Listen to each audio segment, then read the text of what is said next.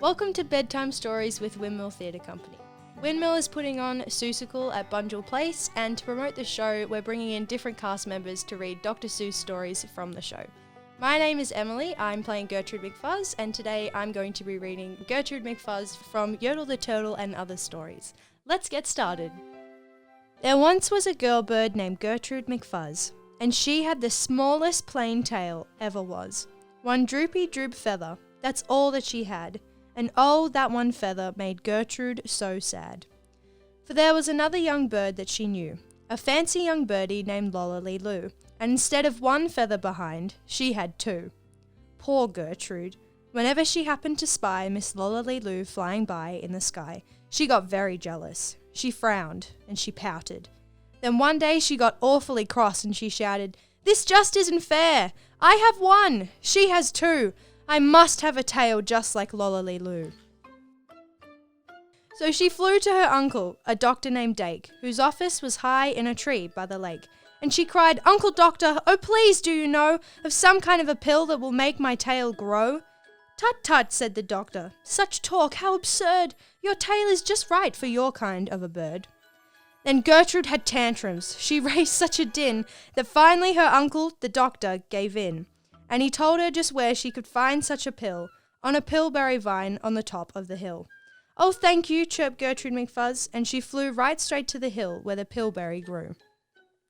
Yes, there was the vine, and as soon as she saw it, she plucked off a berry. She started to gnaw it. It tasted just awful, almost made her sick. But she wanted that tail, so she swallowed it quick. Then she felt something happen. She felt a small twitch, as if she'd been tapped, down behind, by a switch. And Gertrude looked round, and she cheered. It was true! 2 feathers, exactly like Lolly-Loo. Then she had an idea. "Now I know what I'll do. I'll grow a tail better than Lolly-Loo. These pills that grow feathers are working just fine." So she nibbled another one off of the vine. She felt a new twitch, and then Gertrude yelled, "Whee! Miss Lola has only just 2. I have 3. When Lolly-Loo sees this beautiful stuff, she'll fall right down flat on her face, sure enough. I'll show her who's pretty, I certainly will.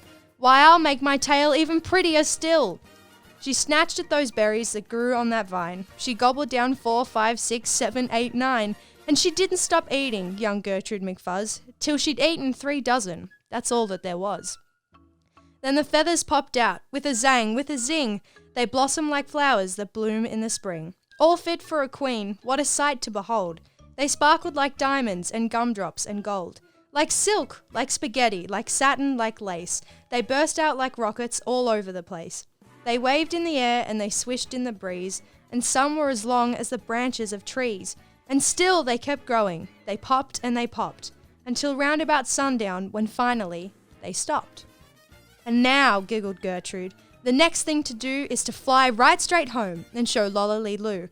And when Lola sees these, why her face will get red, and she'll let out a scream and she'll fall right down dead."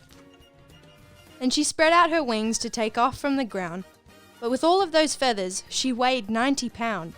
She yanked and she pulled and she let out a squawk, but that bird couldn't fly, couldn't run, couldn't walk.